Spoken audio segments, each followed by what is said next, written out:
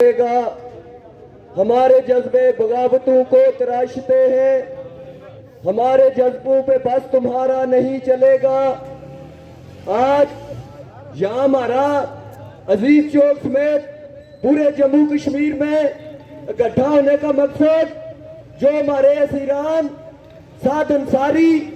راجہ دانش اور جتنے بھی عوامی ایکشن کمیٹی کے ممبران ہیں ان کو میرپور کے اندر جو ہمارا بھائی پولیس والا شہید ہوا ان کے جو مقدمات، اس کا مقدمہ ہمارے ان بے گناہ اسیران پہ، ان ممبران پہ قائم کیا گیا ہے اور ان کو گرفتار کیا گیا ہے۔ اور اس کے بعد جو ہمارا ظفر آباد کے اندر، ٹانگا سٹینڈ کے اندر، گوجرا کے اندر، بیلا نور شاہ کے اندر، برارکوٹ کے اندر جتنے بھی دوستوں نے مزاحمت کی، اپنے حقوق کے لیے نکلے، میں ان سب لوگوں کو سلام عقیدت پیش کرتا ہوں۔ آپ اس ملک کے، آپ اس وطن کے اصل وارث ہیں۔ میں انتظامیہ کو یہ باور کرانا چاہتا ہوں کہ جس ٹائم ہمارے 3 لوگ شہید ہو چکے ہیں تو اس ٹائم آپ سے ظفر آباد کے اور جو ہمارا مارچ آیا تھا کسی قسم کا آپ بدامنی بتائیں، کوئی ایک گملہ ٹوٹا ہوا وہ آپ بتائیں، تو پھر کس وجہ سے آپ نے ان کو واپس ظفر آباد کی طرف بلایا؟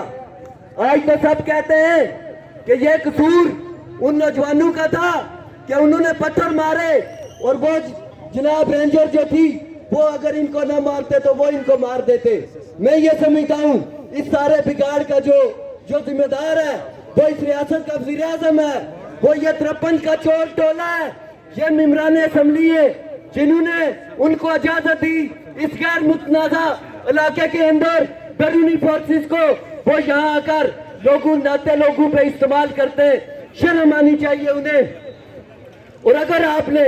یہ بے بنیاد مقدمات ختم نہ کیے اور ہمارے اسیران کو رہا نہ کیا تو پھر انشاءاللہ تعالی دمادم بس کلندر ہوگا۔ اور ظفر آباد کے نوجوان، خاص کر جو طلبہ ہیں، انہوں نے اب اس طریق کا بیڑا بھی اٹھایا ہوا ہے۔ نہ ہم کسی کے پریشر میں آتے ہیں اور نہ ہی ہم ڈرتے ہیں، کیونکہ ہم اپنے حق اور سچ کی بات کر رہے ہیں۔ یہ جو آپ نے آٹے اور بجلی پہ نوٹیفکیشن کر دیا ہے اور آپ کوئی لوگ کہتے ہیں جی یہ اسے ریورس کرنا چاہتے ہیں، 100 بار ریورس کریں، ہمیں کوئی فرق نہیں پڑتا۔ یہ ہم کوئی بھیک نہیں مانگ رہے تھے، یہ ہمارا حق تھا، یہ ریاست بھر میں بسنے والے ہر فرد کا حق ہے۔ آٹا اور بجلی ہماری ریاست سے 2700 سے 3500 میگا واٹ بجلی پیدا ہوتی ہے، اور جو آگے جو انہوں نے منصوبہ جات بنائے ہوئے ہیں 8-9 ہزار کے قریب یہ ریاست بجلی پیدا کر کے دے رہی ہے۔ جب آپ اپنے بھائیوں کو، اپنے مسلمان بھائیوں کے لیے، آپ ان کا ملک روشن کرنے کے لیے آپ نے اپنے وسائل کی قربانیاں دی، آپ نے اپنے ان پانی کی قربانی دی، آپ نے اپنے جنگلات کی قربانی دی،